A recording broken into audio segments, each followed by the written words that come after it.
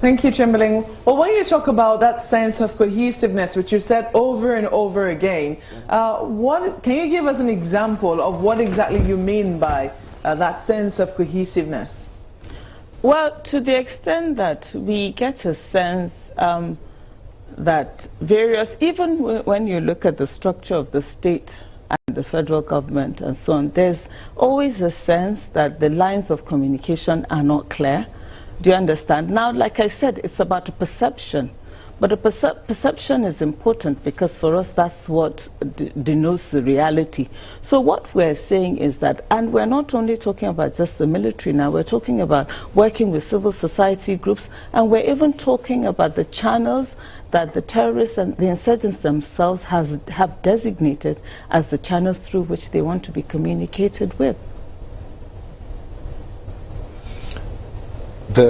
Why do you think sometimes the trail goes cold? Do you think that Boko Haram could also be teasing us with these videos and then, you know, making another strategy? And do you get a sense that this, you know, that trail getting cold could be deliberate? Oh, it's possible. But you see, that's their strategy, which means that our own strategy has to be stronger than theirs. You know, and sometimes we probably need to now start looking at a more proactive rather than a reactive strategy. Because when you have a proactive strategy, then it means that whatever strategy your opponent has, you are able to deal with that. Do you understand? So we cannot focus how we strategize on whatever the outcome it is that they are trying to achieve. What is important is what is our own outcome. What do we want to see? And what we want to see is that we follow this trail and find those girls and bring them back. Let's talk about the local community. You said part of it. How many of the girls have we been able to identify from this video? Yes, we've been able to identify Dorcas because she spoke very clearly then in the local dialect. But have we been able to identify many more girls in that video? Yes, at least another 5 plus Dorcas have been identified, yes. So we know for sure that 6 girls have been identified, but you also need to understand that even though Chibok is a local government, so even though they were abducted in Chibok town, a lot of the girls and their parents are dispersed in various local governments. So it's going to take a while for them to be able to identify all the other girls. But so far, 6 girls have been identified in that video as being from Chibok, yes. Because there have been concerns that perhaps these girls could have been dispersed over time. I mean, over 200 girls would be a lot to keep in one location. But, you know, every time we see sometimes a huge number, sometimes a small number. And it would seem that Boko Haram could be mixing and matching. Could they? Yes, it is possible that they have been dispersed. But one thing I can tell you for sure is that, because I did speak to some of the parents yesterday in Chibok, is that if you recall the CNN video, the proof of life video that was released earlier on in the year, there were 15 girls. Now, of those 15 girls, one of the mothers who identified those 15 girls said 2 of those girls were in this video.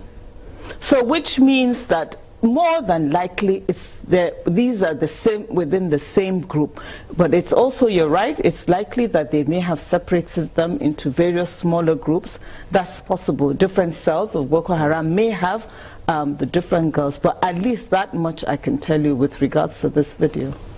What would you tell skeptics now who think that, where's the principal of the school in the first place? Is she helping out in any way? Is she communicating with your group or the parents? She seems to have gone cold as well.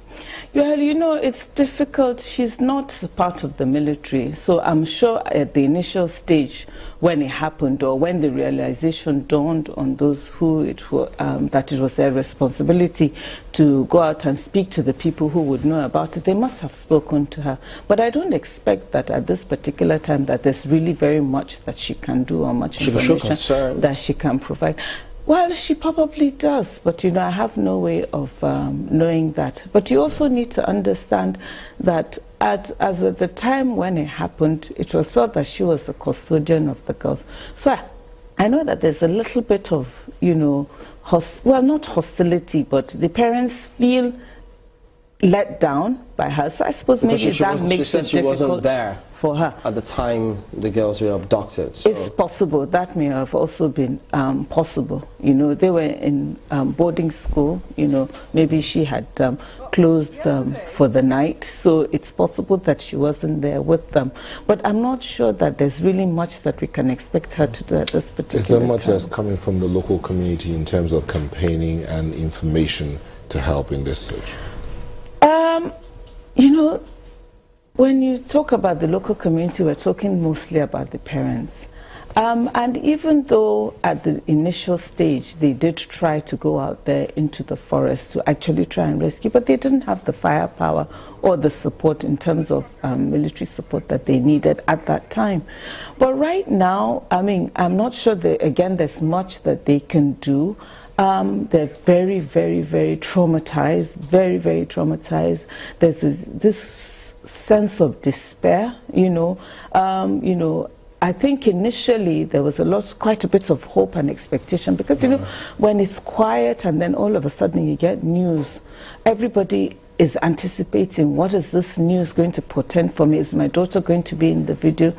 And, you know, Esther, who's Dorcas's mom, at least can say that she knows her daughter is alive. So there were many who had that same expectation. And for some of them, that has now become a disappointment because their daughters are not there. But even for those who have found their children on the video, they're now desperate because, you know, it's like their children are alive and how do we get them back to them?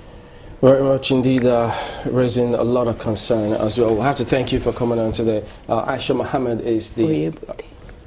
Aisha Mohammed Oyebode. I beg your pardon, Aisha Mohammed Oyebode, yes. My error on that one. She's a co-convener of the Bring Back Our Girls group. Thank you for coming on today. We'll be back in a moment. Join us again.